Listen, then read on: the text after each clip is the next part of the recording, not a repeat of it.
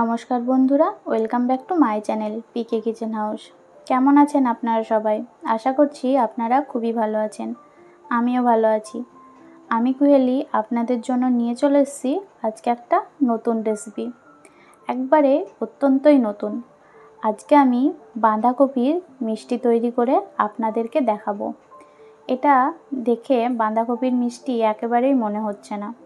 চলুন রেসিপিটি দেখে নিন কিভাবে আমি বাঁধাকপির মিষ্টিটি তৈরি করি। এখানে আমি একটা বাঁধাকপি নিয়ে নিয়েছি। এর ওপরের সবুজ অংশগুলো সবই ছাড়িয়ে ফেলে দেব, আর ভেতরকার যে সাদা অংশটা থাকে সেটাই নেব। আর এর ডাঁটিগুলো একেবারেই নেওয়া চলবে না, তাহলে মিষ্টিটা ভালো হবে না। এখানে আমি পাতাগুলোকে একটা একটা করে ছাড়িয়ে নেব। এখানে পাতাগুলো ছাড়িয়ে নিয়েছি। এবার পাতাগুলো ডাঁটি থেকে আলাদা করে দেব। এরকমভাবে সব পাতাগুলোকে ছাড়িয়ে নেব।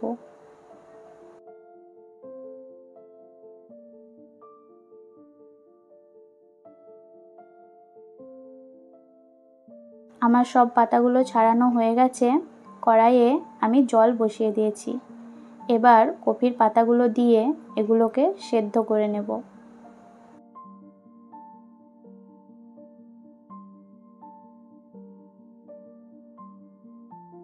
এটা আমার একেবারে সেদ্ধ করা হয়ে গেছে। এবার এগুলোকে একটা পাত্রে তুলে নেব। তুলে একটু ঠান্ডা হতে দেব।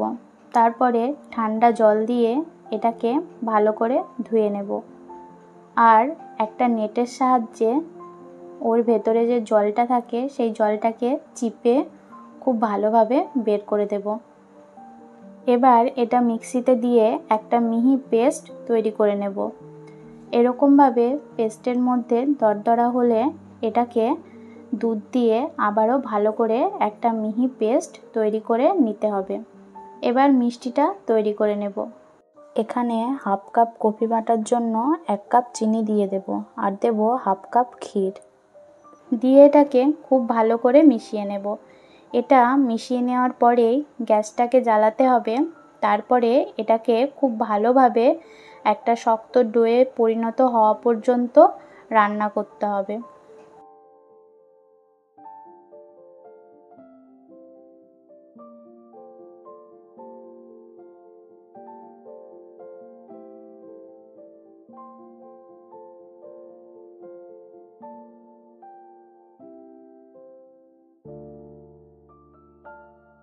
এটা আমার অনেকটাই হয়ে এসছে। এর ওপর দিয়ে দিয়ে দেব 1 চামচ এলাচ গুঁড়ো। এটা আমার একেবারেই রেডি হয়ে গেছে। এবার এটা নামিয়ে কিছুক্ষণ ঠান্ডা করে নিয়ে হাত দিয়ে ভালোভাবে মেখে নেব।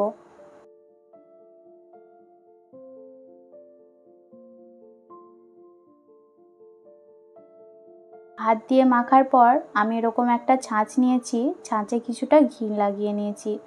এবার এগুলোকে দিয়ে আমি মিষ্টির আকারটা দিয়ে দেব।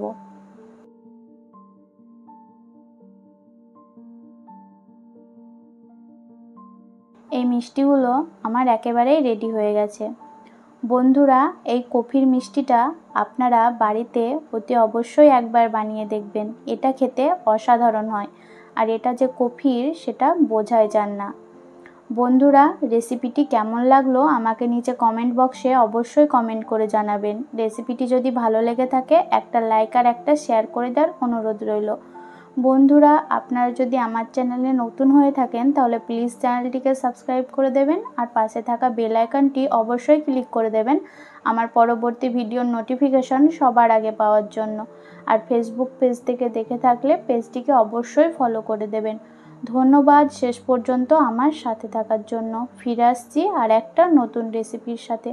ততক্ষণ সুস্থ থাকবেন, ভালো থাকবেন, নিজের খেয়াল রাখবেন। এখন আসি, টাটা। আর এই রেসিপিটা আপনারা অতি অবশ্যই বাড়িতে একবার বানিয়ে দেখবেন।